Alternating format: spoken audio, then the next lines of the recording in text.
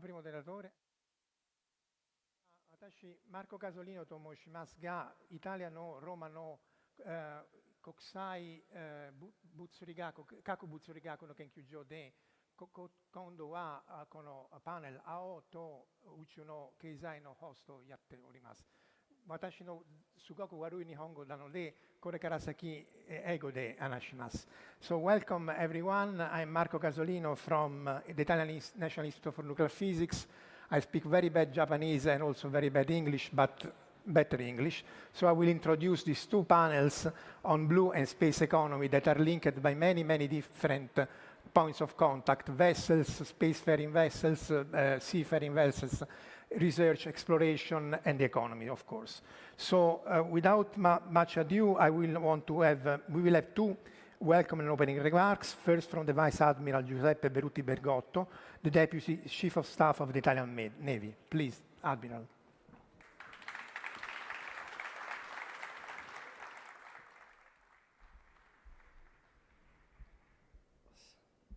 Thank you very much, Vice Minister Valentini, Admiral Natale, General Vestito, distinguished guests. Thank you for being here today. It's really a privilege to welcome you today on this special occasion in which we focus and want to talk about the blue and space economy. This venue represents a unique opportunity to share insights, foster collaboration, and advance our collective goals. Your presence here underscores the importance of our shared mission and the power of coming together to inspire change, especially for a country with a strong maritime connotation like Italy and Japan, whose well-being, prosperity, and security are strictly linked to the sea. The blue economy encompasses a wide range of economic activities related to ocean, seas, and coast. These include traditional sectors like fisheries, shipping, and tourism, as well as emerging industry such as marine biotechnology, renewable energy, and deep-sea mining. The potential of the blue economy is huge, offering significant opportunities for economic growth, job creation, and technological innovation. Notably, the sea is a strategic domain with multiple implications from a political, security, defense, and the economic point of view. The ocean covers more than 70% of the Earth's surface and play a crucial role in regulating our climate change, providing food and resources, ensuring biodiversity, worldwide connection, and transportation. The sea sustains our social, cultural, and economic foundation as a common basis for our security, prosperity, our strategic international projection and positioning. In a rapidly changing global context, maritime transport, either physical transport at sea or digital transport via internet, assume a central role, becoming a driving force. The macroeconomic data indeed reveals that the sea plays an essential role for global networks. It's also the sea that hosts and allows to transit 90% of the commercial traffic, as well as 99% of data traffic through the undersea cables or those critical infrastructure that ensure the security of the country's energy supplies. This is why considering the geostrategic concept is crucial to keep a sea line of communication open and secure, to build security, prosperity of our country, as well as to ensure the lawful and sustainable use of the sea. Maritime transports have a central role in national strategies, especially for Italy, that imports 60% of raw materials and exports 50% of final products by sea.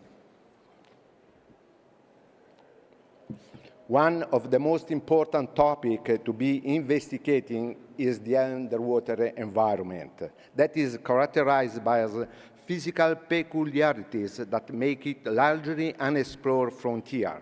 The seabed covers an area 10 times larger than the African continent one, with over 80% of the abyssal seabed unexplored and accurate mapping available only for the 2%. From an economic and strategic perspective, the underwater environment provides access to essential raw material, such as rare earth metals, and additionally, most critical infrastructure for the transport of information and energy are located there, including over 1.5 million kilometers of backbone and submarine cables. Overall, there is a growing attention to the seabed, resulting in increased investment in research and development of technology aimed to assessing its opportunities and projecting its interesting fragilities. The underwater world indeed holds enormous potential for growth and development, encompasses infrastructure, mineral resources, renewable energy, underwater tourism, biotechnology, and underwater farming, along with the rising implication for defense and security. The evolution of technology with increasing standards at lower cost is fostering the acquisition of capabilities to assess the underwater world, which is no longer a prerogative of a major power. Moreover, less impractical access, even by non-state actors, means greater vulnerability of critical infrastructure. This is why we need to keep the technological advantage in this sector. In this view, it is essential a coordinated, comprehensive approach in order to develop aligned policies, share interests, and coherent research and development, and to develop a commonly asset governance framework for sustainable, secure, and safe use of the underwater. We urge the entire maritime cluster to collaborate, enhancing common understanding and stewardship of the ocean depth, while also improving technological capabilities. Blue economy plays a crucial role in harnessing the potential of our oceans, while ensuring long-term health and sustainability of the marine environment. We look forward to engage discussion, innovative ideas, and to strengthen partnership that will shape the blue economy future. Thank you very much for being here, and have a good work after. Thank you.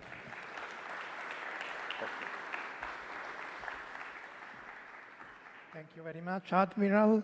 And now we will have the Lieutenant General Francesco Vestito, HR Director of the Italian Air Force, who will also give a welcome address.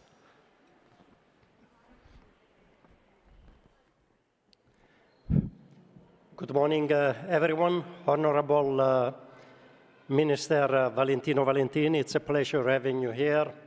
Military guests, civilian guests, all the guys, the cadets from the Italian Vespucci, our mothership, the most beautiful in the world. Welcome to this event. I bring the regards of Lieutenant General Luca Goretti, our Chief of Staff of the Air Force. Here I am with this uniform to represent the Air Force. I am in this part of the world, in Japan, after 13 hours of flying from Italy, because a lot of things have been going on in this summer for the Italian Air Force. We have sent our aerobatic team to the North America, flying 10,000 miles on the west of Italy, to bring the pride, the honor, the discipline, the teamwork of the Italian Air Force, and to test the logistics. Also, at the same time, we've sent a big package of military aircraft with associated organic C2 to do a big exercise in the Pacific area. We've been in Australia, we've been to Japan, and our airplanes just left and we're back, 4th and 5th generation airplanes, doing big exercises, combined exercises, with allies and friends in this part of the world. Just to say, the Pacific is a very important focus for the Italian nation, for the politics, for the diplomacy, for the interest of the world. The second very interesting, important point that brings me here in representing the Air Force is that Italy in the 15 December 1964 launched the satellite in the air, in the space indeed. There was no air indeed, at least the one we breathe on this planet. And so it was the 5th nation to do this in the sky, and the 3rd nation to launch something, a rocket in the sky, cooperating with the United States. Also at the same time, this project, San Marco, was led by an Italian engineer, Broglio, bringing the expertise that time of history we had in Italy. And so nowadays, I've been sent here to represent in this space economy panel our Air Force, our interest in space economy. I've been mentioning logistic, C2, which is command and control, that has to do with the 4th and 5th generation that now communicate with the Link 16, all the kind of links with the naval assets, with the land assets, with diplomacy. And what do you need? You need something in the sky, satellites, a space system that lets you command and control the troops, the ships, the airplanes. The air power you need to project. Space is a very important element of the human nature. That's where we can consolidate observation of the Earth for research, for weather, for the nature, for the wellness of the people, for the well-being of the humanity. Also, we need to transfer all the communication system, wherever we communicate on our smartphone has to do with that. Imaging, we have to control the space weather, monitoring all the junk flying in the sky, more than 46,000 pieces, some of them just inches of space. And that's why we are here, because the Italian Air Force believes that the space domain needs to be defended and protected. Hopefully not military, but at least guarantee that whatever flies in the sky, in the space, has to have a sort of sure and safe environment in which to operate. Ultimately, I'm here with this message. As we've seen this morning in preparation of the Expo 2025, where Italy will have a big role in Osaka, and I wish you the best luck to the Japanese community for that and the leadership. We are going to project an idea of Italy that has to do with the space economy. Same as we have been saying about the sea, space has to do with economy, with a good asset of resources to find, protect, and improve the life on the Earth. Has to do with the moon, and I'll be glad I'll have my roommate from the Air Force Academy, astronaut, pilot as myself on the Tornado, Roberto Vittori. I guess he'll discuss about the moon, the Artemis project, all we are doing in the world to go back to the moon, land, and stay on the moon this time, and come back, hopefully, definitely in a safe manner, and come back to Earth.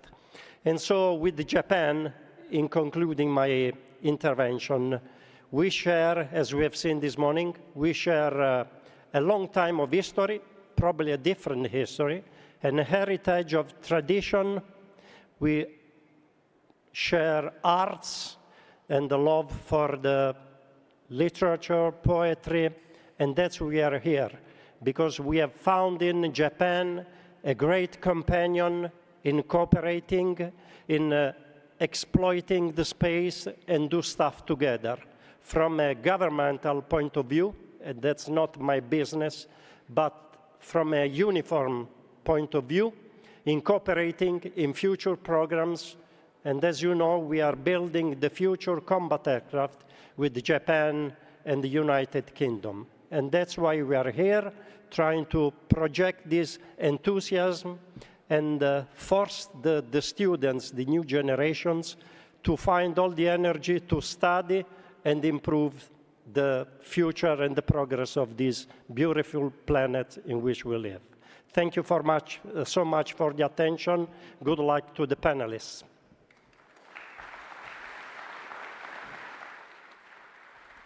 Thank you very much, General, to both the Admiral and the General for their introduction. So we can start the first of the two panels, and the first one is the blue economy. So navigating on the sea, under the sea for exploration, safety, sustainability, and of course the economics. First, before calling the panelists, we have a video. So let's go with the video and then we'll call the panelists.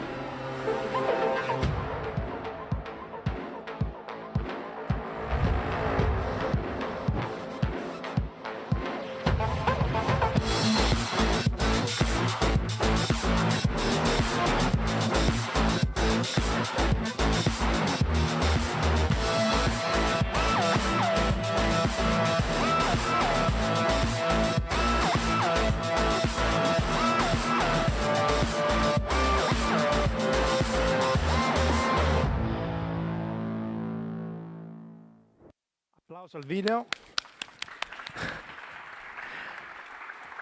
Okay, so we can call the panelists. The correct title is Sailing to the Blue Economy, Navigating Sustainable and Secure Seas. So I have the honor of calling first Vice Admiral Antonio Natale, Chief of the Education and Training Command of the Italian Navy.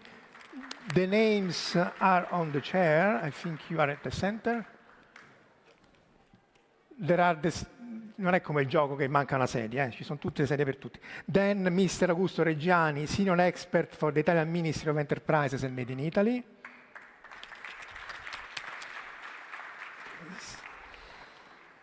Rear Admiral Chris Cavanaugh, Commander of the Submarine Group 7, Task Force 74.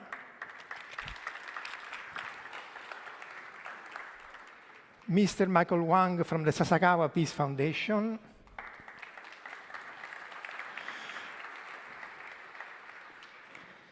Mr. Andrea Tomao from Fincantieri is Vice President for Defense Institutional Affairs.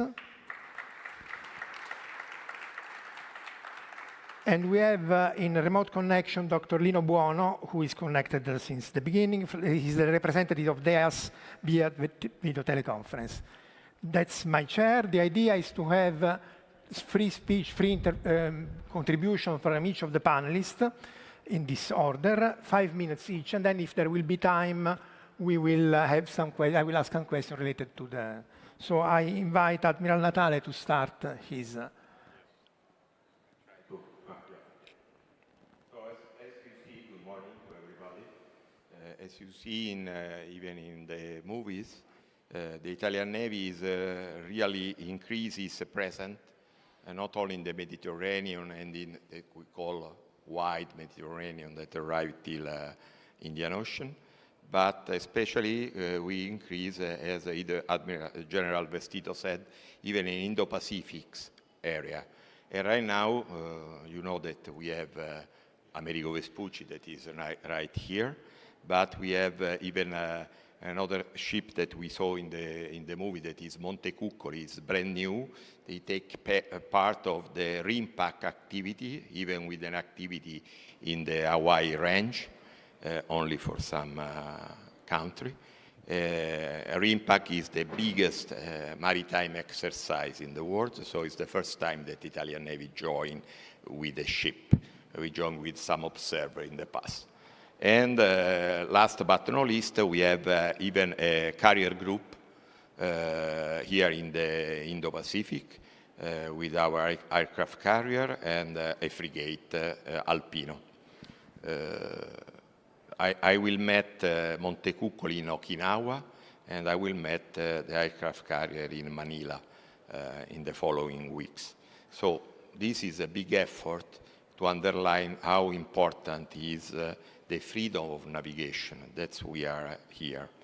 Italian Navy, coming back to the blue economy, that this is called the blue century. The Italian Navy is a constant, we could say, a little fight against what we call sea blindness. That means the inability to understand how vital is the well-being in our society for the sea. For those reasons, especially for countries like Italy and Japan, that have a heavily reliant in the sea, the security underwater dimension is increasingly important, both for develop and over for economic reason. The depth in the ocean, coming back to the activity, as said Admiral Beruti, is not well known. We know better the moon than the ocean, the seabed. So right now we know less than 2% of the seabed. So we following believe that we have to increase our knowledge for this. And the modern Navy, like we are, need to develop a new capability in order to be able to operate even 1,000 meters in deep seabed. We have a submarine here, but it's not only this. Focus on this project, Italian Navy built a hub in Italy, in La Spezia, to focus all these activities. It's a kind of center of excellence where we put together industry, university, and of course, Italian Navy lead this, in order to focus all the resources in this field in order to better discover how we can improve our knowledge in the seabed. It is so public and private. Expanding this protection beyond just a military one, essential to recognize the legal framework related to underwater dimension that is no longer appropriated. So we have to focus even on this as legal aspect that, for instance, was better developed in the airfield for drones, for instance. No? And right now we have to develop even for the seabed. So, Italy is working on this issue to want to establish a national authority for the control to underwater activity. However, considering the ocean are a global common, we think that the national approach is not enough, as it's important to develop a common and share a legal framework at international level. So we need to protect our transnational and deep seabed, where most of energy, mineral resources, and found lie mainly outside of created jurisdiction approach. The role of international organization and stakeholder, like an international seabed authority, or like we have is Sosakawa Peace Foundation, is essential to achieve this ambition and challenging goal. We have seen that one of the 5 priority goals of the Sasakawa Foundation is to realize a peaceful world through the ocean.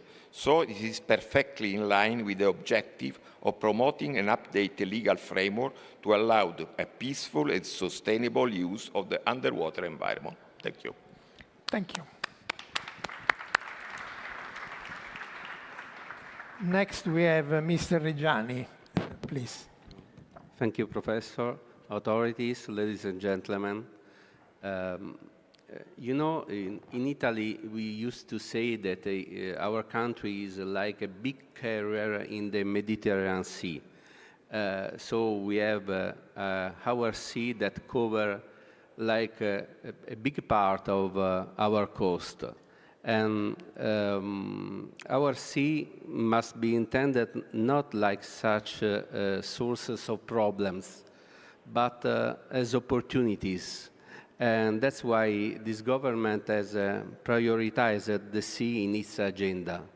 So let me tell you some data about what is happening in our country about the topic of blue economy. We have evaluated that maritime economy contributes approximately 150 billion in added value, with over 7,000 kilometers of coastline. These statistics are vital for our economic development. Therefore, the sea must be central to Italy's new industrial policy, increasingly linking frontier technologies with the blue economy, because Italy is a global leader in the shipbuilding sector, as you know, particularly in constructing large cruise ships and yachts, but not only, obviously. Our excellence also extends to marine robotics, blue biotechnology, marine renewable energy, and sustainable technologies for exploiting marine resources, and many, many other things. So actually, the Italian government supports deep sea mining. This is the new topic. And only when it is environmentally compatible, and the extraction of minerals and metals will be part of a new framework law on the underwater dimension. Also, we have had a new law. The name is Law on Made in Italy. It has simplified the nautical supply chain and promoted the replacement of fossil fuel engines with electric ones, aiding the transition to cleaner marine engines. And on the legislative front, the government is preparing two specific measures: the bill connected to the financial law on the blue economy and the law on diving. The first law will improve the regulatory framework for many activities related to the blue economy, simplifying interactions between business, public administration, and local authorities. This simplification will help make marine sector companies more competitive, encouraging administration to circulate the information that they already possess. Thank you. Thank you. So now we go back to the Navy with Admiral Cavanaugh. Please, you have the floor. Hey, thank you for the invitation to be here today. It's an absolute honor to speak with you. As Commander of Submarine Group 7, I command and control the undersea forces in both the 7th Fleet area of responsibility, which is the Western Pacific, as well as the 5th Fleet, which is the Indian Ocean, the Arabian Sea, the Arabian Gulf, and I'm happy to answer questions about either one of those theaters. And before I forget, I must say that is perhaps the most beautiful ship in the world, right outside. Congratulations. There are three roles, to my mind, in how our navies contribute to the blue economy. The first being stability, the second being cooperation, and the third being professionalism and safety. The United States and our Navy are absolutely committed to a free and open international commons, a connected sea, one that is secure, one that is resilient in the face of a number of threats, including climate change, and ultimately prosperous. The rules-based international order since World War II has pulled billions of people out of poverty, and it has been critical enabler to the economy, and it continues. And it's important that we sit here with like-minded nations and continue to defend it against others who would potentially change it to their own benefit.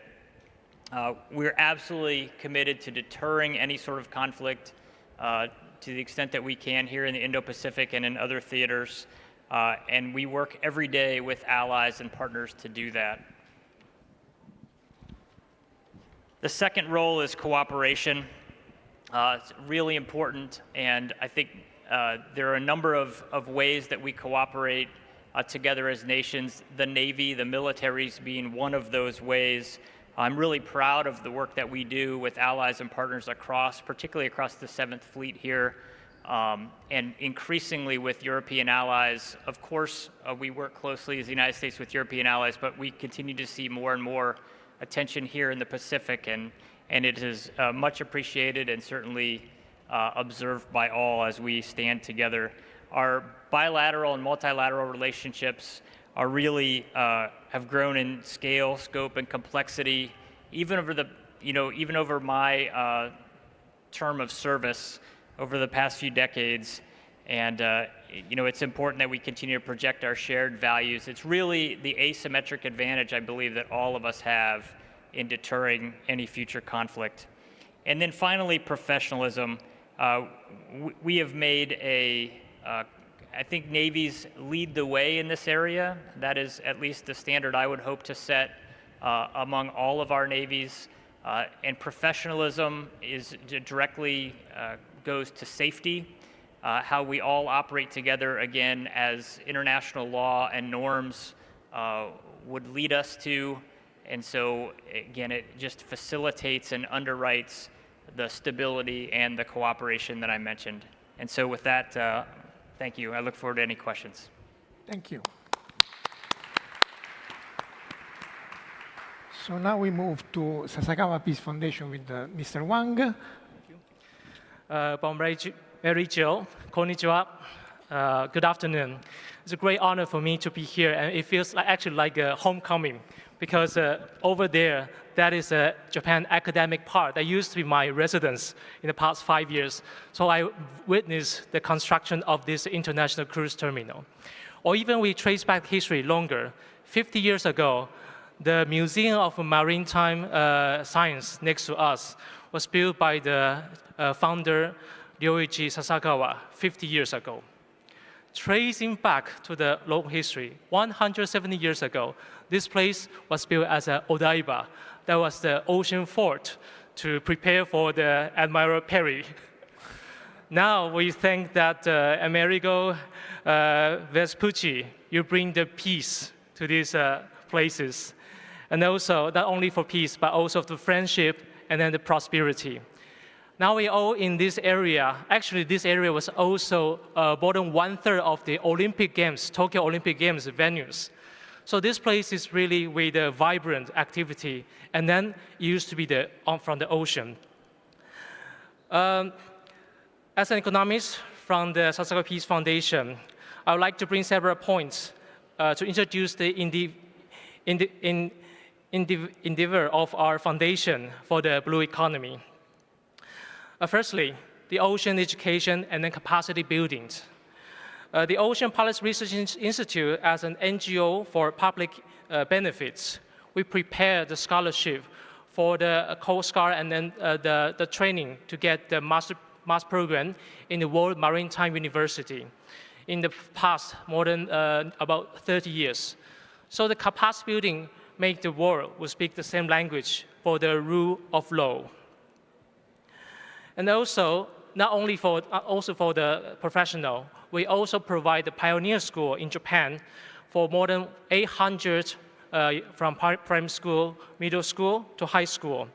Even in this region, you can see there is a primary school that is actually growing the seaweed on the ocean. So from very early age, to embrace the ocean is the core value for a blue economy. Also, this education and capacity building will help to eliminate the IUU and also improve the surveillance and global collaboration for the value we shared. Secondly, the ocean conservation through the on-site study. For example, the blue carbon, and we also need to find the solution from the local wisdoms. For example, the ecotourism that is not asking for a lot of economic investment, but the understanding of the history and the cultural. And we also need to mention the innovation for the ocean startup, because this will be very important for the ventures, for the students to create a new meaning of the blue economy from what they found. Let me give some examples. Can you believe that we can make a coral reef aquaculture in the center of Tokyo in the CBD? That is based from the expertise and also the hobby. And also there is a shrinking population in the Seto inner sea inland. So there is a venture that growing seaweed aquaculture with the abolished fishery aquaculture farm to increase the biodiversity. And even there are some technicians even develop the apps to make the more logistic, to reduce the food loss for the fresh fish. All in all, come to the innovative ideas, and also we will need to establish a more better platform to support, to finance these innovations. We need to make people to think for the ocean, with the oceans. So that will be the true meaning of being the maritime country. Lastly, I'd like to mention about the holistic approach for the policy formation since 2023 as a blue economy study group among the member parliaments in the ruling party of Japan. So this bottom-up approach to see the community-based approach, to see each needed requirement from the fish village, to see the economic effects. We take the pride of embracing the oceans, and then we also hope that under the United Nations Economic Programs financing principle, we require the interdisciplining collaborations, and also that will make sure that the international collaboration will come true for the sustainable blue economy. Grazie alle. Arigatou gozaimasu. Thank you. Grazie. And now we move to the enterprises with Mr. Tomao. Thank you. As a representative of a multinational company, I would like to stress what we see as the major driver in the blue economy for the next future. First of all, we need to stress the importance of the maritime dimension for international trade. 70% in terms of values and 90% in terms of volumes of the entire international trade go by oceans, go by sea. So our maritime dimension is still the main vehicle for our international trade. In order to have this trade safe, we need to protect it, we need to safeguard it, we need to have always a nice view of what's going on at the international level. So what we see, the first dimension that we see is the need for investment in new high technological and sustainable platforms, units and technologies to protect our seas. At the moment, in 2024, we are surrounded by areas of tensions. From the Italian and European perspective, of course, we have the war in Ukraine, we have the crisis in the Middle East, in the Indo-Pacific region is full of tension, potential and actual that could arise in the next future. So we really have to keep an eye on this because it has a direct impact on the maritime economy. Just to make an example, normally goods from Asia to Europe used to travel through the Red Sea. After what's happening now, what's going on in the Middle East, a relatively small group of people called the Houthi were able in the Red Sea to attack our merchant ship, to block them, and to put the companies operating in the merchant domain to decide to stop using that route. They decided to use another route, so the circumnavigation of the entire Africa region, that had a huge impact in terms of time and cost. And at the end of the day, it has a huge impact on the prices of the goods that we buy. So it has a huge impact on us. So major driver is investing in defense and security. Certainly that is one of the main points. Then we have what we call the sustainable competitiveness. In order to be on the market, in order to sell products, now you have to sell sustainable products. The maritime dimension, when we think about ships, we think that they are extremely a cause of great pollution. Actually, the entire sector accounts for only 2% of the emissions worldwide, so we are not that bad. But at the same time, we need to invest a lot in new technologies also in this domain. What a company like Fincantieri is doing now in this field. The main area of technological development to reduce the emissions will be in the fuel sector. At the European level, we have incredibly strong targets to reach because the European Commission set important goals. There is a law called the net zero emission. So by 2050, Europe has to be a zero emission area. This is something extremely challenging to, is going to be extremely challenging to get there. In the maritime sector, as I said, we are investing a lot in new fuels. We need to lower the carbon footprint of the ships. Some companies are investing a lot in methanol, some others in ammonia. We are focusing mainly on hydrogen. Hydrogen is going to be a main driver. We developed in the submarines that we are providing to the Italian Navy. So we are using the cross-fertilization among defense and civil. That is something extremely typical. We are now developed a project called the Zeus ship, Zero Emission Ultimate Ship. It's a project done at the national level with the involvement of universities, research center. It has been done under the aegis of the Ministry of Enterprises and Made in Italy. So I take the chance also to salute Vice Minister Valentini and thank him for being here with us. And this is a technology that is going to be extremely interesting for the future. But at the moment, considering that Fincantieri has 45% of the share in the cruise ship market, we need to find technologies to bring them on board of the cruise ships.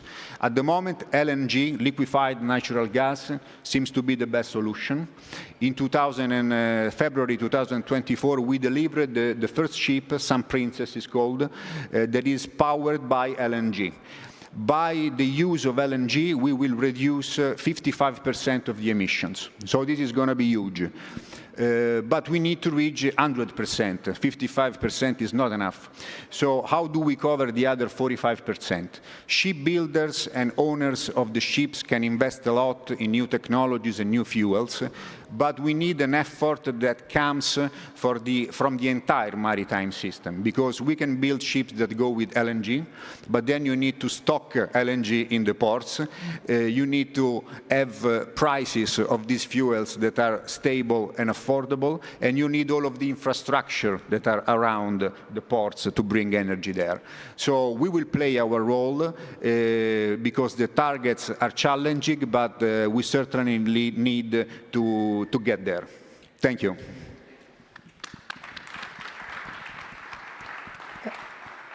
And now the last contribution will be online from Mr. Buono.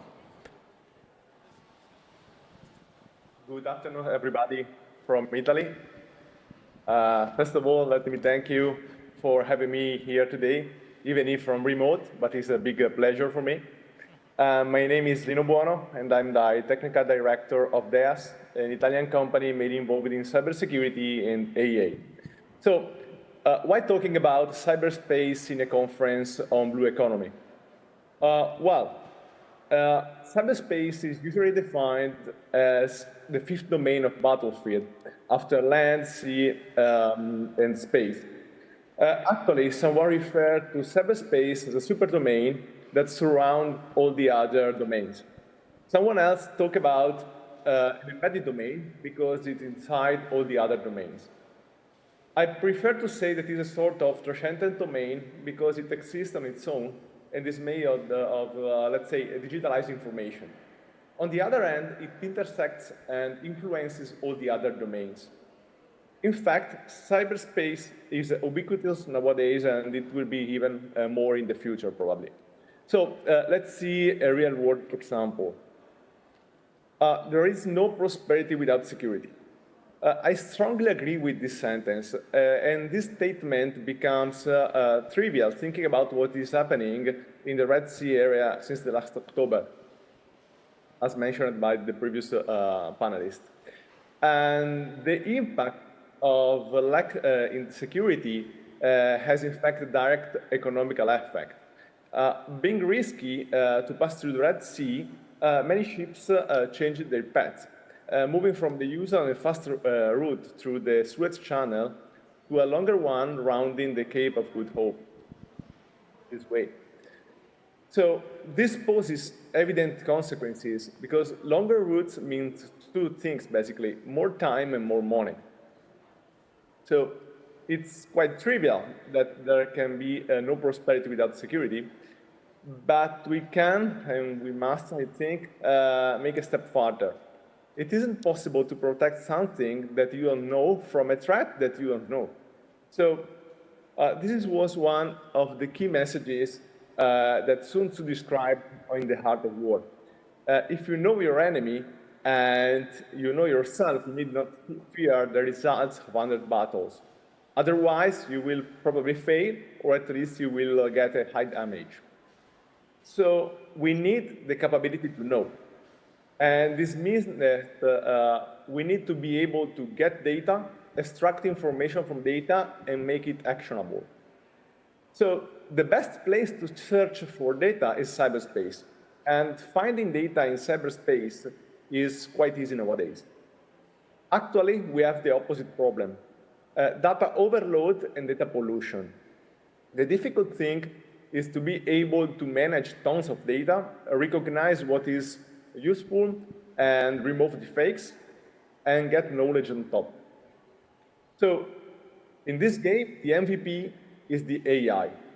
AI can provide superhuman capabilities and deal rapidly with huge amount of data. Can a human do the same job? Yes, of course, is the answer. But AI can do in minutes what a specialized team can do in days or weeks. So in a world that rapidly changes, timing is essential. So AI can play a big role in that. And with this idea in mind, in this we created Orion. Orion is meant to be a sort of, let's say, medical center where you can find in a single place multiple subject matter experts, but for intelligence in cyberspace. But cyberspace is not only a sort of repository of data, and as we said before, is transcendent. And it can even be a dangerous place. Cyberspace is not only a source of information also for bad guys, but it's much more. It can even be the medium to create kinetic impacts being seated thousands of kilometers far away in an office at Starbucks maybe with air conditioning, drinking a cup of coffee, and pressing keyboard keys and making a big impact somewhere in the world. I know that it looks like quite sci-fi, but some months ago in Italy, I had the honor to participate to a complex exercise made by Italian Navy to investigate exactly this possibility, considering the maritime assets and vessels in particular.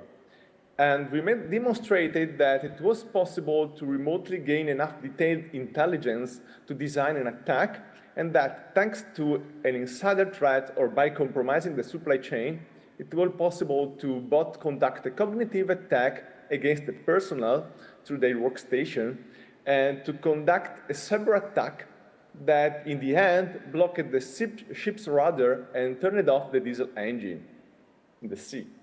So a cyberkinetic attack, even against an isolated environment like a vessel in the sea, is a concrete risk to take into account.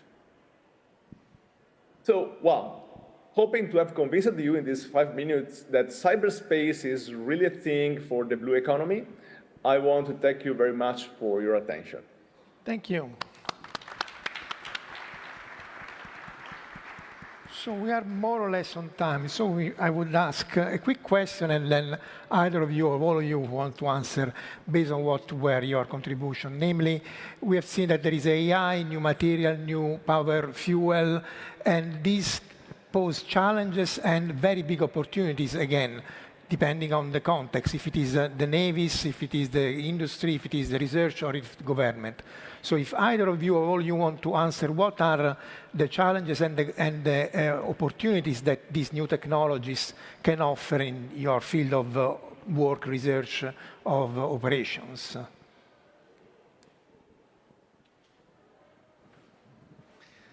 Michael Huang, Sasakawa Peace Foundation. Actually, I would like to also mention about grant support program from our mother foundation, the Nippon Foundation. Nippon Foundation has observing the trend about the international logistic, the lack of the human resource, especially during the global pandemic. So actually, last year, there was a first automated pilot also from this international cruise terminal, the shipping from here to another, to Mie Prefecture, which is about more than 500 kilometers. It's about more than 99% of automated navigation.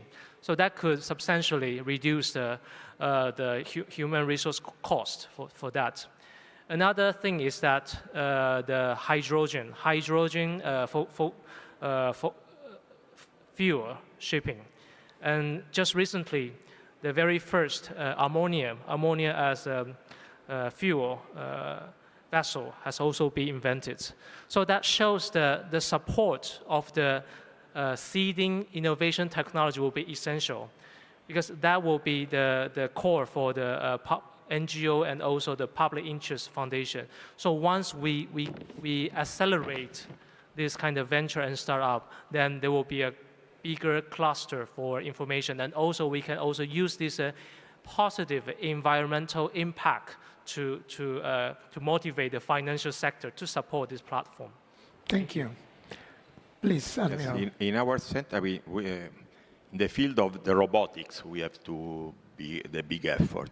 In this, our center of excellences that we have in La Spezia, we have a big industry like Fincantieri, but we have a university, and we have even some think tank, some, we said, small company that brings new technology in this field. Already, Italian Navy, after the Nord Stream accident bomb that we face, we are discovered the importance of some critical information, like not only oil field, but even the communication cables. Because as a military, especially the Navy, we think that all the communication and are related to the satellite. Really, more than 95% of the economic trade pass through cable that are on the seabed. So we are even facing this field in order to be able that some bad people, so we cannot say, they go to this cable to take information, or even to blind you. Because, of course, if they cut or they destroy, like was in the Nord Stream, we cause a lot of trouble, especially on the economic field. Thank you. Other comments?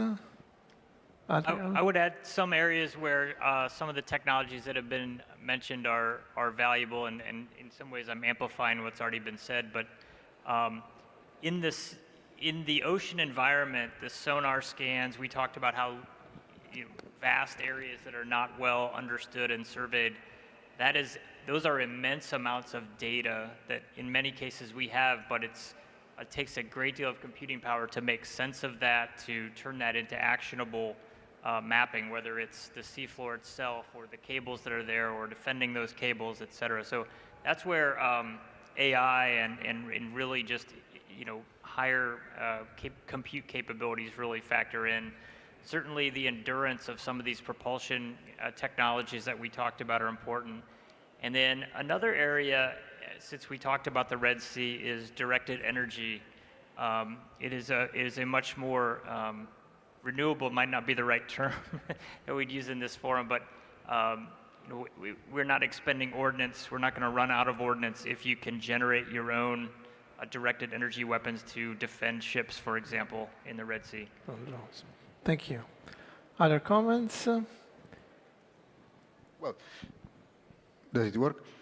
I think innovation is always good. Yesterday, 2 days ago, we had another seminar with the Sasakawa Foundation about underwater, and we exchanged a lot of ideas. This is something also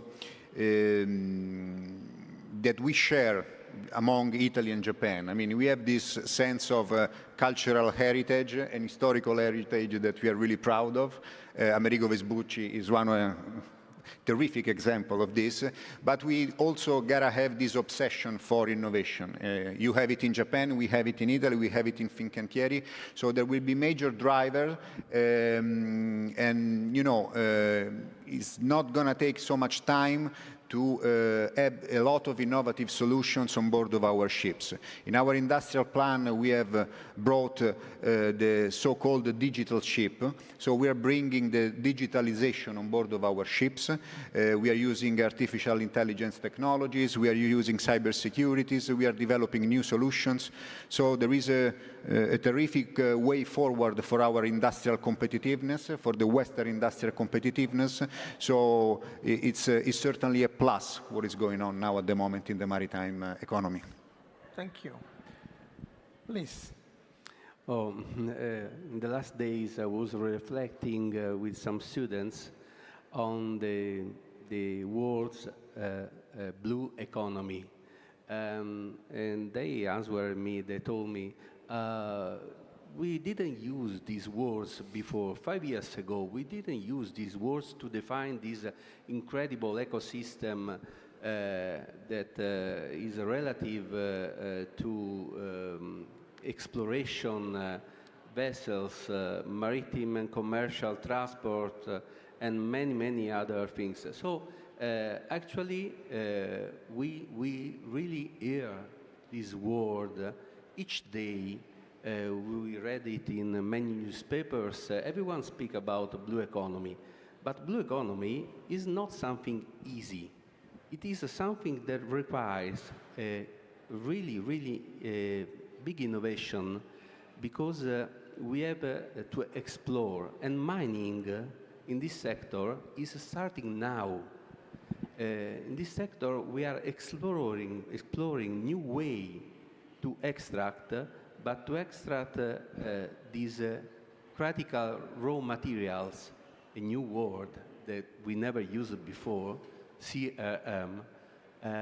We are exploring a new way to do that in a sustainability way, because it's important that we agree with the new trend, and this requires always more innovation.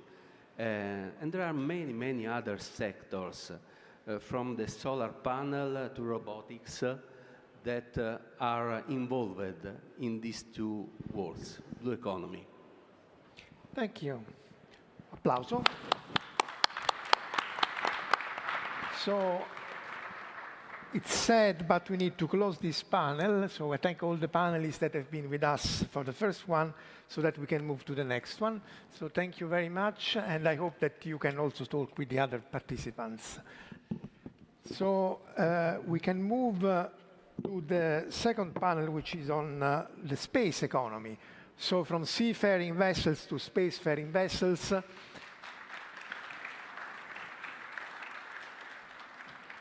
Very different in shape, but I think as beautiful as the most beautiful vessel that we have just outside, which is much smaller for the time being. We hope to have much larger vessels. So as for the sea, the blue economy, we have a video, and then I will introduce the panelists. 2, 1, ignite 3, 2, 3, 1, ignition, engine full power. 3, 2, 1, ignition, engine full power.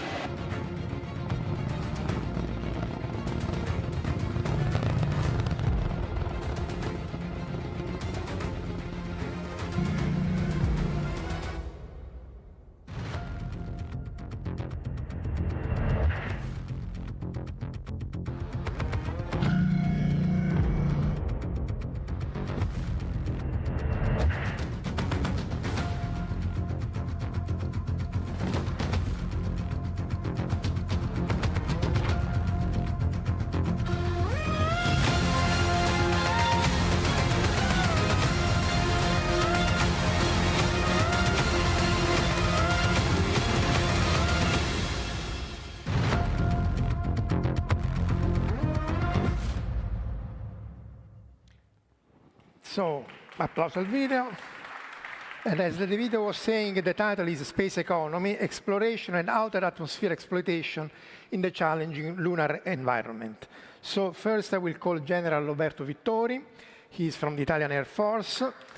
And he's an astronaut who has flown several times in space, both on the Soyuz and the Space Shuttle. Then I will call Mr. Amedeo Teti. He's the head of the Enterprise Department, the Italian Ministry of Enterprises and Made in Italy. Mr. Teti. Then we have Mr. Massimo Comparini. He's CEO, for the time being he will change, from Thales Alenia Space Italy. And then the two agencies, Japanese Space Agency, Mr. Koji Yamanaka, Director of JAXA Space Exploration Center.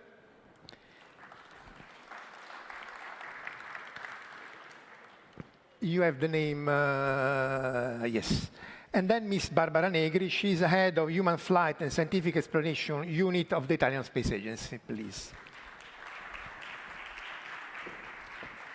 So the idea in this case is to have an introductory talk from the General Vittori, and then a few questions from the enterprises and the agencies, and then a closing remark from Mr. Teti, but of course you can intervene at any time. So I would start with the welcome address and the speech from General Vittori.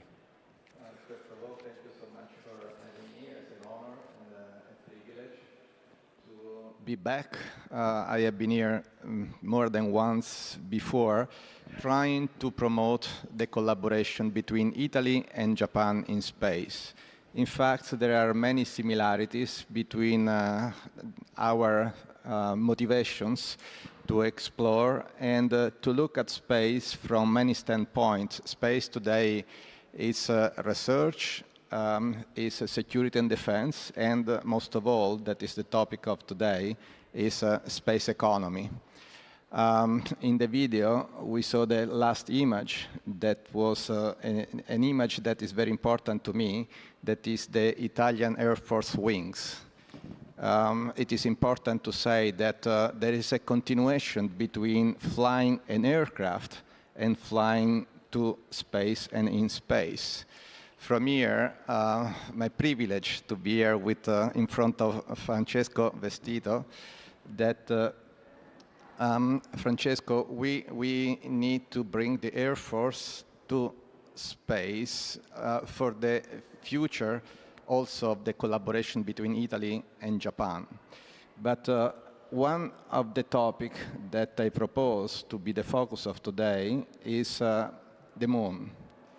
In the last 20 years, we did something very, very, very important. That is, we built the International Space Station. That is an incredibly remarkable demonstration that space can be cooperation, international cooperation. It is appropriate to define the International Space Station as the most successful international cooperation endeavor ever achieved. Even today, our colleagues that are flying 400 kilometers on top of our heads at 27,000 kilometers per hour are all together. There are Russians working with US, with Europeans, with Japanese. So space in the last 20 years, space did something extremely remarkable to putting people together. The future will be similar, but also different. The future will still be cooperation, but the future will be focusing on resources. This is something that I like very much to underline. When you fly to space, when you are in space, I flew 3 times on board of the shuttle Soyuz. Now I hope to see the Crew Dragon. And when you are out there and look down, you look at the blue planet, you have this visual impression that the planet is beautiful, but the resources are limited. So we want to continue to grow the economy, but we need to preserve our ecosystem. Therefore, the best solution is to learn how to use extra atmospheric resources, starting from the surface of the moon. That where I see a possible common interest, Japan on one side, Italy on the other, together in the Artemis program, but also national programs that would give a maximum opportunity to our mutual interest. I like to underline the Italian contribution the last 20 years at the time of the International Space Station as being focusing on pressurized modules. Those pressurized modules could become habitat on the surface of the moon. And I see Japan also focusing on resources, focusing on lunar mobility with pressurized rover. That is a very good opportunity to find common elements to work together in the common umbrella of the Artemis program, but also with bilateral collaboration opportunity. That without forgetting the military piece. Again, space today is growing so fast that sometimes it's even confusing all those elements. We need to make an effort in trying to understand that they're all important and they all have single values. For example, on the military side, military security and defense, space, talking about Earth observation, telecommunication, navigation, that can be seen from a science standpoint, but also security and defense. And there is one word that is a common language when we talk about military space, that is the SSA. SSA is something that really will create this common language to make this positive synergic use of the opportunity that space offers for military applications. Thank you. So, as the General has said, the next challenge is going to the moon. So the question was also in the video, that it was also Mars, but let's talk about the moon. Depending if it is to the industry or the agencies, we want to go back to the moon and it's a factor 1,000, 400 kilometers versus 384,000 kilometers. So this would open space exploration and send again the man on the moon. So what are your expectations, either as an agency or the industry in this field? I would ask. We are facing a big challenge due to the fact that the moon, the distance from Earth is very high. And for this reason, there are a lot of studies and research in the field of logistics to solve some logistic problem as nutrition and also health. The astronaut should be protected from radiation, and it is necessary to realize diagnostic systems, to use telemedicine to support them in a period in which they will inhabit the surface of the moon, because the idea is to have a permanent base on the moon. The second problem after the health is to have the possibility to find food for them. We are working in the field of growing plants in bioregenerative systems, closed systems that use hydroponic system, but it's important also to understand if it's possible to growing plants on moon surface. But this important item, the countermeasures we will find with the science and the technology to solve the problem of a permanent base on the moon could be improved also in our planets.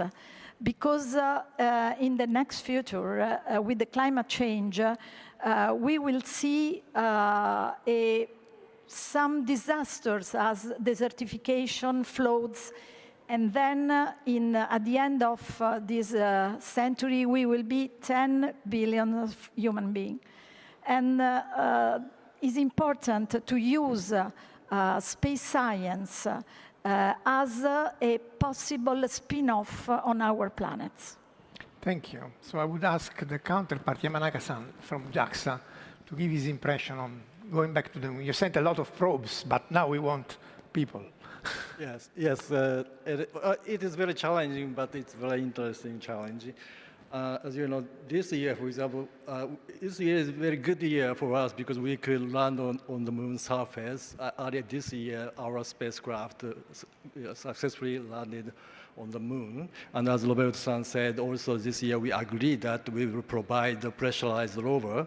Pressurized rover is a big rovers, but if we have a pressurized rover, we can do a lot of variety of lunar activity. For example, science, we can do lots of different science. For example, we can locate the measurement device for the earthquake. No, it is not earthquake, it is moonquake. Luna has the same phenomena with earthquake, and Japan is pretty good in earthquake measurements. So we can locate this measurement device on a very different location of the moon, or we might be able to do some sample return from the moon, and we might be able to locate the observatory on the opposite side of the moon. So although it is very difficult, but by the international cooperation, Japan only cannot do everything. So Japan can want to contribute by what we can do, like a pressurized rover. Pressurized rover is a combination with Japanese car industry and the space industry, and Japanese car is pretty good, I think. So it's a good combination by the specialty. But again, we cannot do everything, so we want to contribute by the international collaboration. I think international collaboration is the key to realize the next, sustainable lunar economy system. This is my feeling. Thank you. So the question now goes to the industry. What modules can you build, not only modules, also rockets, but I mean, for the sustainability and the safe life of astronauts either in orbit on the gateway around the moon or on the surface of the moon? Well, let's say, as Roberto Vittori said, in the last 20 years, the experience of the man in the outer space has been at the International Space Station. So we are 400 kilometers away from the Earth, and we have a certain environment. And of course, we learn over those 20 years to develop all the key technologies to build pressurized environment that make possible for the astronauts to live in that environment. Now, of course, if we are going to the moon, we need as well pressurized elements. But the environment, it's a bit different, or let me say, it's really different and much more demanding. As Barbara said, we have, of course, first of all, to protect from the radiations, the astronauts.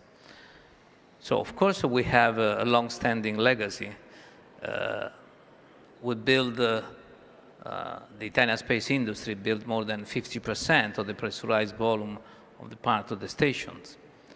And this is extremely important to think about, okay, which kind of environment, which kind of models we're going to design to think to going to the moon. And this is something that we are doing right now.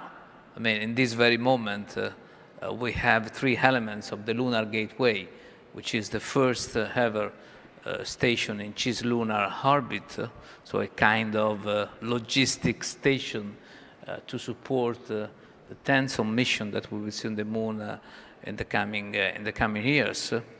We're building 3 models, and some of the technologies are really different because we need to protect from an environment which is completely different, first. Second, big difference. The lunar gateway will be not continuous habitat like the space station. For most of the time, it will be unattended. So it means that we need to have a lot of much more digital technologies to make the maintenance of this infrastructure, which is, as you said, 380,000 kilometers away.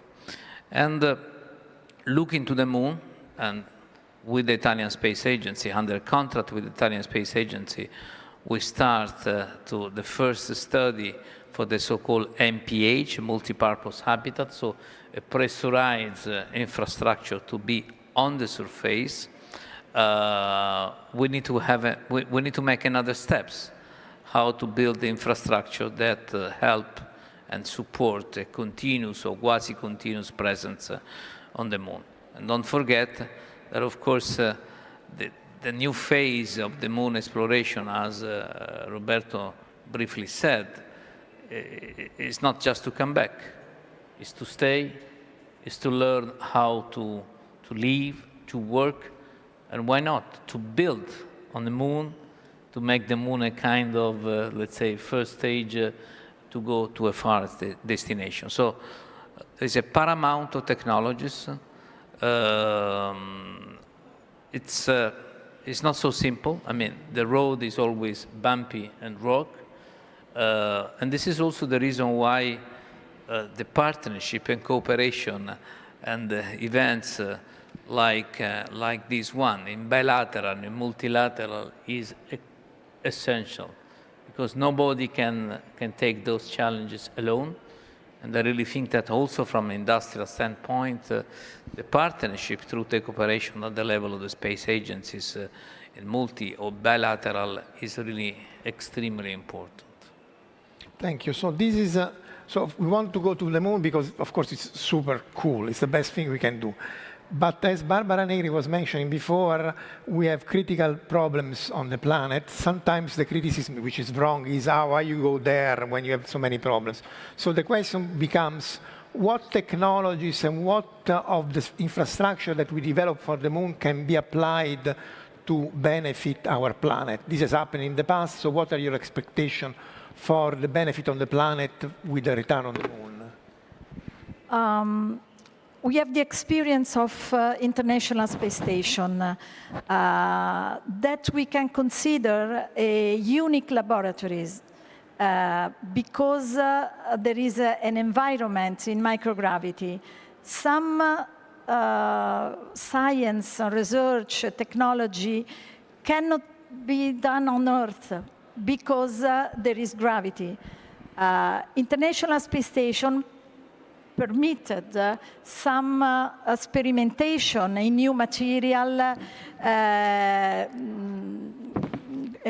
health control for the physiology of the astronaut that change a lot in absence of gravity. And for example, osteoporosis has been studied very well on board of the ISS because the absence of gravity accelerated the cycle of osteoporosis. And this is a benefit for all people on Earth because we can find the countermeasures to apply to all the population. But Moon, in principle, has an environment different from ISS because there is 20% of the gravity in comparison with the gravity on Earth. There is no atmosphere. There is no magnetic field. There is a strong radiation that can destroy the materials and damage human beings. But the moon push technology to find a solution to very important questions. For example, as I told you before, use bioregenerative systems that can recycle waste. In our Earth, one of the most important problems is the lack of recycle. And on the moon, this will be one of the first priority, because we cannot bring everything from Earth, but we should reutilize what we brought from the Earth on the moon. In my view, recycling systems will help a lot on Earth. Another field to investigate is the telemedicine, medicine in distance, remote medicine, improving diagnostic system. On Earth, there is no the necessity in a Western country to push on research on telemedicine, because more or less we have hospitals and the possibility to use infrastructures.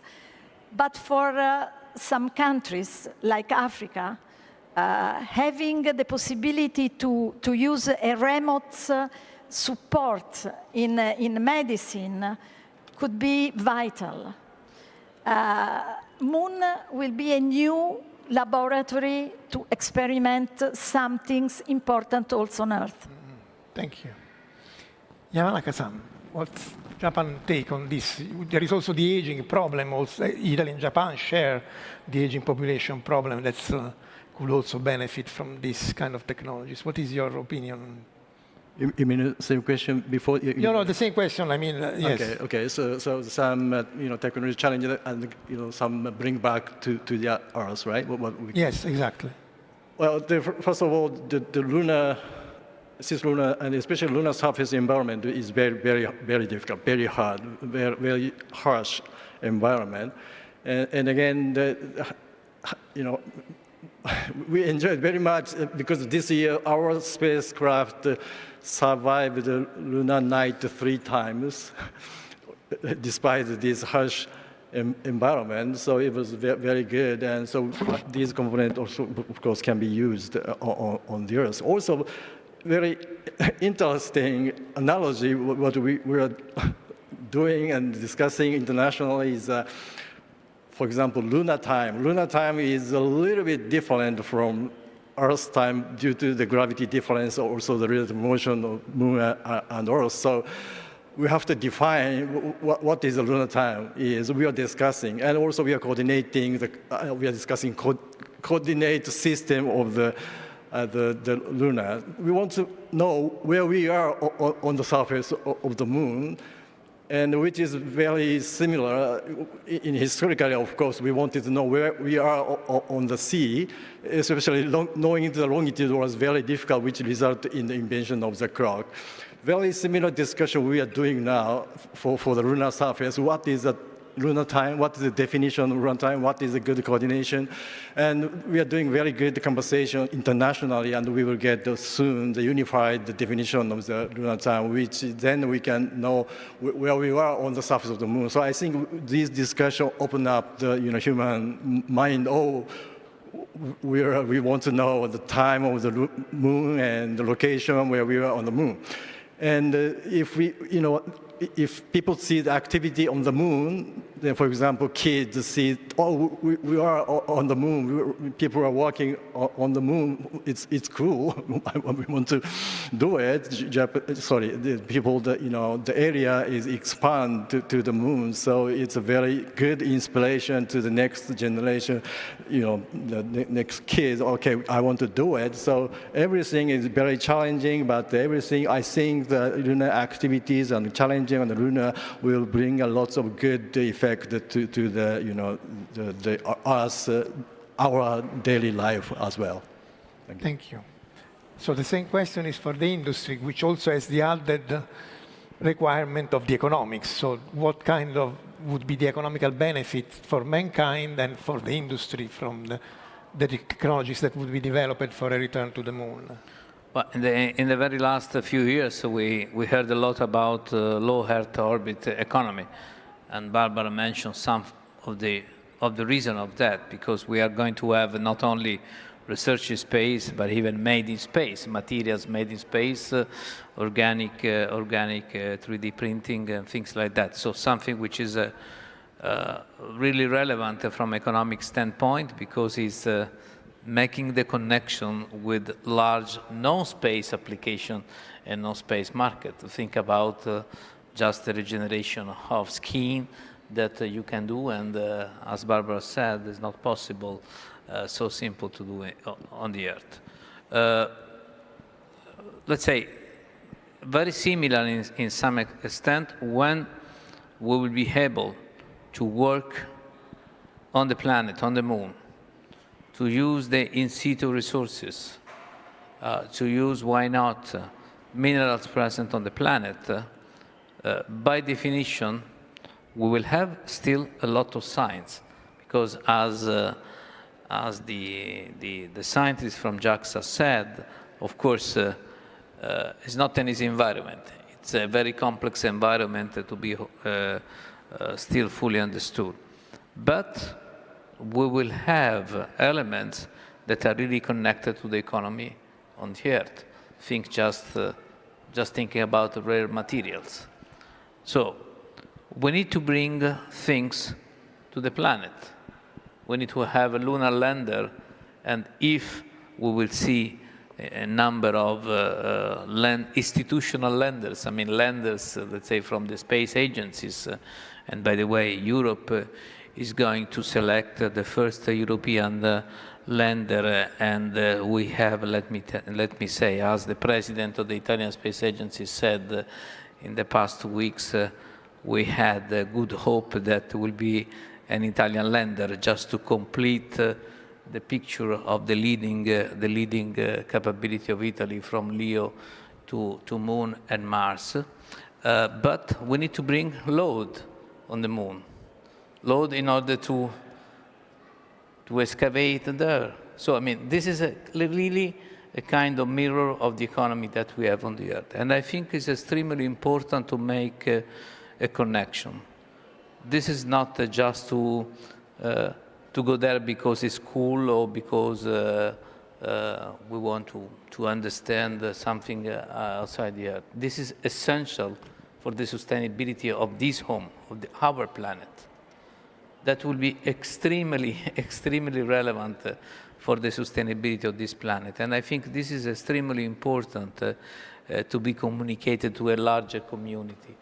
Because, of course, if a space mission is still rocky and difficult, means that we need to support with investments, but those investments are, of course, good for science, for knowledge, but those investments will be completely mirror and fall down to the sustainability of this planet. And I think this is extremely important. Thank you. So before closing with Mr. Teti, I would ask Roberto Vittori if you have some closing remark on this move. Yes, thank you. I would like to, first of all, Minister Valentini, thank you for your presence. I would like to re-emphasize that the collaboration between Italy and Japan in space has multiple options. I see in the audience, first of all, it's a pleasure to be here under the beautiful picture of the Vespucci. That is the opportunity that puts all together here. I see in the audience military presence from Japan and from Italy. Dialogue between the Italian Air Force and the counterpart in Japan is very important to collaborate in military space. On the exploration part, the Italian Space Agency and industry together, by the way, congratulations to Japan for the very remarkable successes last year, for the very important agreement you signed in the Artemis program. This is a motivation for us to say in the future we want to collaborate with you. And there is another element that we don't have to forget. Now, in space for the future will be primarily innovation. Innovation starts with the university level. So I believe it's very, very, very important to understand that space is not what we know, but we do not know, we don't know yet. And therefore, the role of the university is extremely important. We need to facilitate the collaboration between Italy and Japan also at research and university level. That is probably one of the objectives that maybe we can together agree that as a priority. Thank you. Thank you very much, General Vittori. So I would ask now from the Ministry of Enterprises and Made in Italy, Mr. Teti, to give the closing remark to the panel, and then we will have Minister Valentini to close the whole thing. Mr. Teti, please. Thank you. Thank you very much for giving me the possibility to highlight some brief remarks on why space economy can be an opportunity for Italy. I have 3 brief points. My first point is about strategy.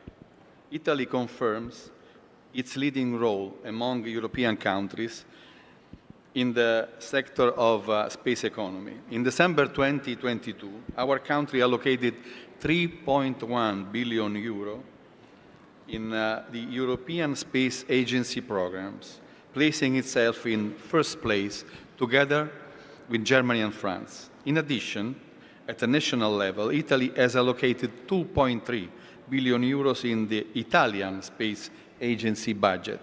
In total, thanks to the investments of approximately 7.3 billion euro planned by Italy for space programs until 2026, the entire Italian space industry is bound to register a significant growth.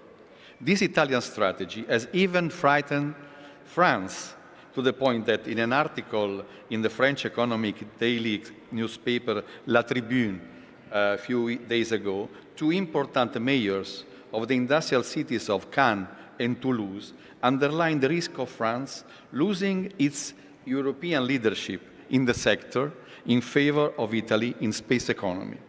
Italy could overtake France in terms of growth in the aerospace sector in the wake of above-mentioned massive investment in the sector. According to France, the new Italian push is also having immediate success in export and new contracts for our companies. Much of the credit goes to the commitment shown in supporting space as an Italian excellence in the world by the current Meloni government and by the authority delegated for sector policies, that is the Ministry of Made in Italy and the enterprises. And it is not just the investment programs in satellite technologies and digital manufacturing processes that are the flagship of Italian strategies. The initiatives are numerous, and they range from regulatory aspects, like the first Italian framework law on space of last June, to the establishment in November 2023 of the new AI Industry Foundation in Turin, which has aerospace among its first sectors of intervention. The second point is on the new Italian bill on space. This bill on space, really long awaited by the industrial space environment, was approved by the Council of Ministers and will now have to go through the entire parliamentary process until approval by the chambers.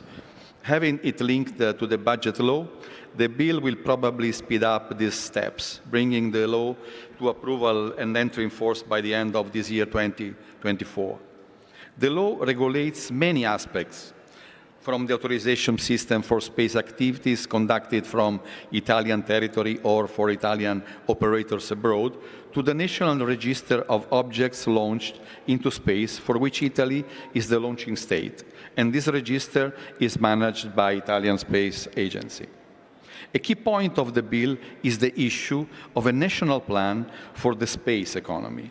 This involves the development of a 5-year plan to evaluate and quantify the needs of the space sector, identifying investment that can be financed with public and private resources. In close connection to the plan is establishing a multi-year space economy fund in order to promote space activities and encourage the development of innovative products and services based on space technologies and international cooperation. This public fund has an initial endowment of 300 million euro, to which private financing can be granted for the implementation of space economy projects. Even though the fund's resources may seem small, I mean 300 million, it is believed that the Space Economy Fund could be an economic multiplier by attracting more and more national and foreign private resources to be allocated to new space projects. And of course, future Japanese investment are welcome.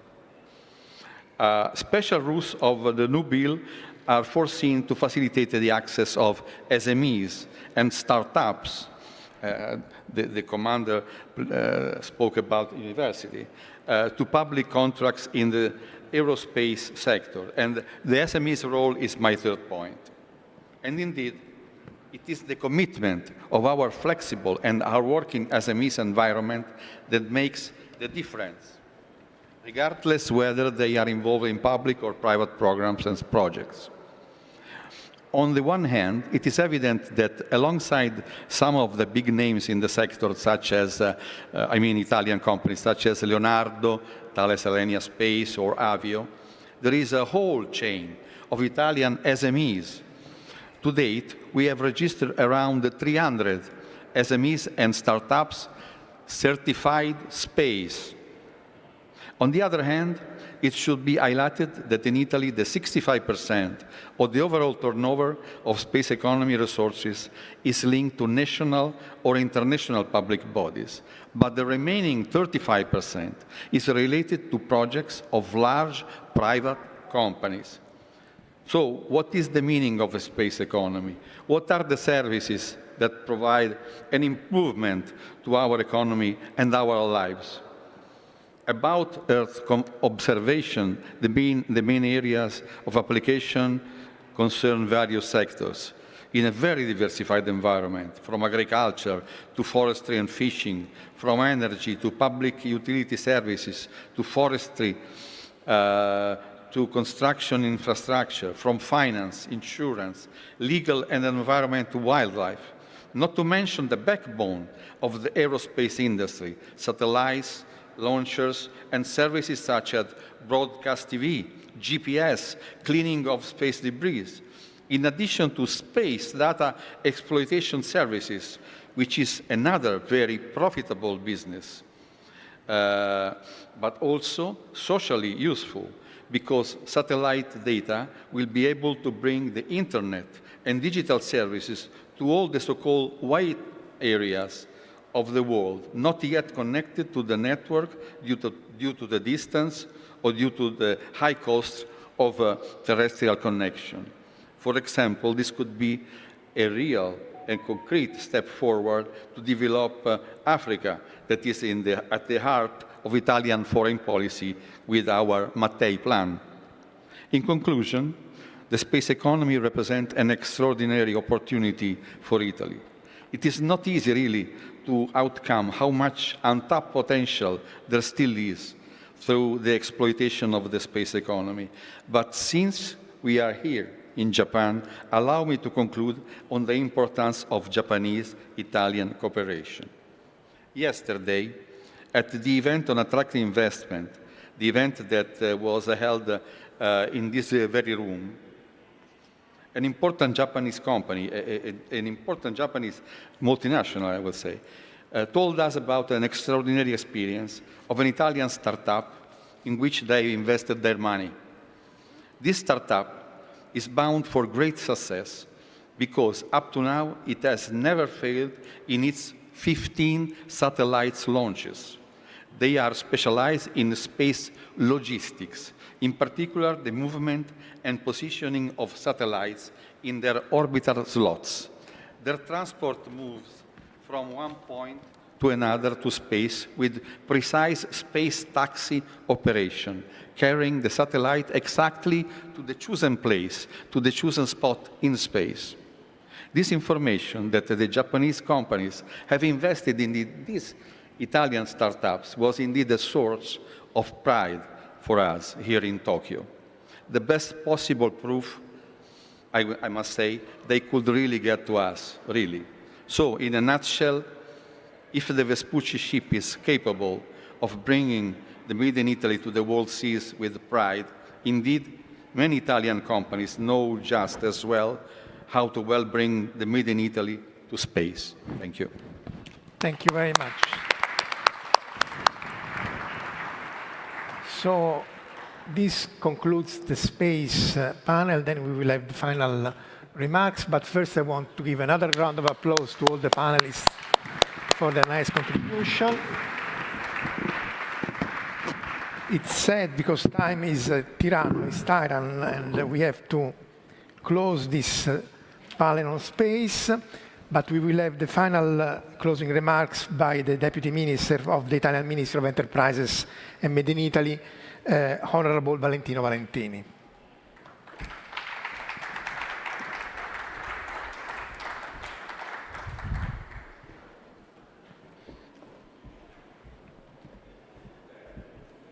It is hard, after such a long and extremely interesting series of speakers, to come up with new conclusions and trying to conclude this very interesting session.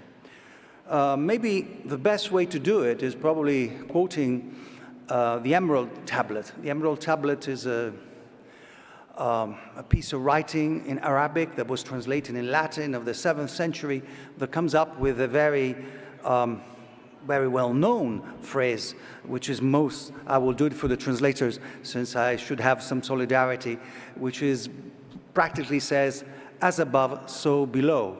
It writes in the Latin transcription, quod est superius, est sicut quod inferius, et quod inferius, et sicut quod imperius. It's like what we sit here. What's happening above is similar to what's happening below, and what's happening below the surface is similar to what's happening above. I think this is probably the way to look at these two panels joined together, not just by the name ship, which is the easiest way, not just by the use of the term blue. I would like also to draw your attention to the fact that blue economy is not just a color that was chosen. Blue economy became popular, the term, at the beginning of the century, certainly 20 years ago, when a famous, or then not so famous, economist of Belgian origin found out the term, it's Gunther Pauli's name, found out the term blue economy. And blue economy, it's not just another color like green economy, brown economy. Blue economy is very specific to the fact that in the sea, someone's waste becomes someone's raw material. The circularity that is seen in the sea had to be used in nature to be taken as an example. So it's not just reducing the amount of energy we use, but rather devising circular modes of production, of consumption that would allow us to go together. So this blue economy has then developed, of course. Then we looked at the fact, and it was said in the previous panels, that we still don't know about 90% of what's underwater, it's unknown to us, that the surface of the water is 10 times that of Africa, that there's lots of resources to be tapped and untapped underneath, as much as there is above. So what's the second point? This similarity is also seen in the fact that it, as has been pointed out by some of the speakers, the fact that we've passed two bills practically at the same time. One is the law underwater in Italy, and the other of the underwater economy, and the other one concerns the bill that's about to be produced about the space economy. It's not just a coincidence. It's the fact that the two are connected together. And what connects them nowadays is the second point I'd like to come to. Dual use is nowadays the name of the game.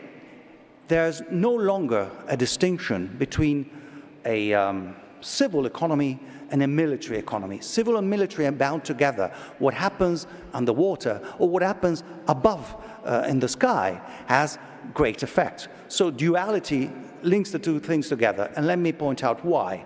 Well, you wouldn't have any shipping without satellites. You wouldn't be able to communicate if ever there was a malicious attack and the cables would be, communication cables would be rescinded. What will you resort to? To satellites. So you have to back up in sky while you're doing down underwater. There's the connection. Same thing. We're looking for resources, and we heard it today. Untapped resources down at the bottom of the sea, where we have to be very careful not to extremely affect the underground submarine environment, but at the same time, we're going over to the moon, not just for a trip, not because it's cool, but by being on the moon, by learning how to build, develop, and stay on the moon, we will learn how to tap the resources that are many. Same with the space economy. We heard it, from the benefits that derive for the human body, for telemedicine, for what is agriculture and food and medicine, all sectors where Italy is extremely good at. And that's why we think that the new space economy will grow. What is a new space economy? To be simple, so far in space, it's usually the state with big money that invest and do all the investment. Well, we've seen that little by little, and probably in certain countries much more, we have private investors that are taking over the role, the anchor role of this new economy. Well, in this case, like I said, pharmaceuticals, agriculture, mechanics are all sectors where Italy is very good at, and we just heard it. We're already building 50% of the pressurized elements of the International Space Stations, and we're looking forward probably to build a lander. You have the big guys, but with them comes a series of small and medium-sized companies, not only the ones we looked at, we heard this one that is doing the taxing of satellites, but many more will start to come in this sector, and that's what we're looking at. Again, what happens above happens underneath, and the two are extremely connected by the fact that everything is dual use. A satellite, it can be used to navigate, it can be used for logistics, it can be used for other purposes, which I wouldn't like to mention, but certainly for people living in Ukraine, they know exactly what it is. And the lower orbits are phenomenally important.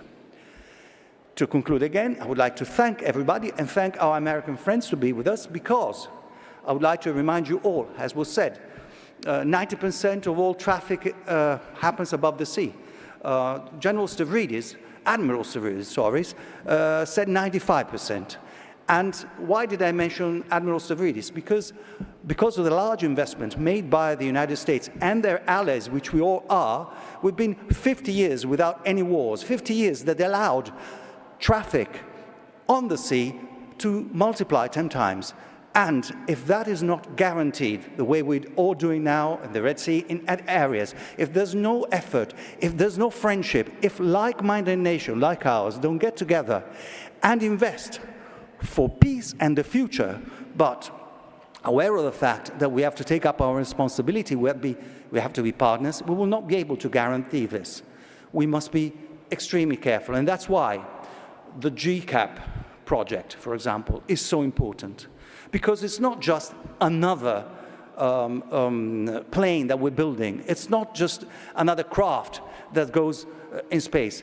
In GCAP, we are uniting our technologies. In GCAP, we unite our ability to build 5th generation, which means closer integration. And technological integration is also political integration and value integration.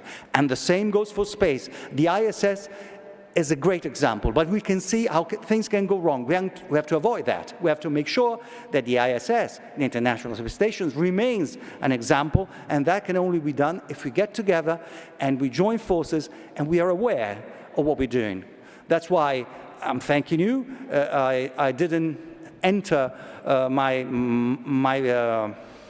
my remit of Minister of Made in Italy, because the Director Teti did it much better than I and was much more specific. But I hope to leave you with this higher vision of the importance of sea and space joining each other. As above, so below, as below, so above. And we must play our role. Thank you very much. Thank you, Mr. Valentini, for these very nice closing remarks that wrap up these two panels of blue and space economy. So this concludes the two panels, but before leaving, I would ask another round of applause for all the panelists, the participants, the staff, and the organizers of this thing.